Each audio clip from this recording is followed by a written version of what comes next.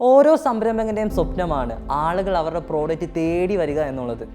ഇവിടെ കഷ്ടിച്ച് 3 മുറിയുള്ള ഒരു വീട്ടിൽ നിന്നും ഒരു സംരംഭകൻ അത് നേടിയെടുത്തിരിക്കുന്നു. അടുക്കളയിൽ തൻ്റെ ഉൽപ്പന്നം ഉണ്ടാക്കിയ ബെന്തേക്കറും ഫാരിയും മക്കളും സൃഷ്ടിച്ചത് ചരിത്രം തന്നെ.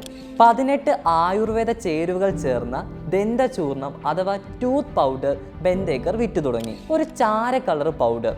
ആളുകൾ ആരും അത് വാങ്ങിയില്ല. ബെന്തേക്കറിന് അതിയായ വിഷമമായി.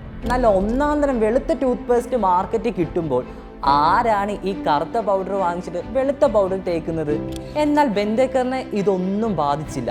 അവർ ആളുകളിലേക്ക് ഇറങ്ങി, തെരുവുകളിലേക്ക് ഇറങ്ങി, അവർ വിൽപ്പന നടത്തി. കാലങ്ങൾ പോകുവേ ഒരിക്കൽ ഉപയോഗിച്ചവർ കടകളിൽ ചെന്ന ആ ചോദ്യം ചോദിക്കാൻ തുടങ്ങി.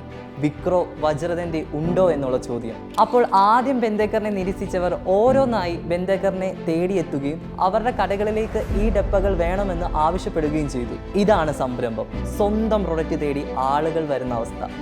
മാർക്കറ്റിൽ നമ്മളുടെ പ്രോഡക്റ്റിന് ഡിമാൻഡ് ഉണ്ടാക്കുക ഏതൊരു സംരംഭകൻ്റെയും സ്വപ്നം.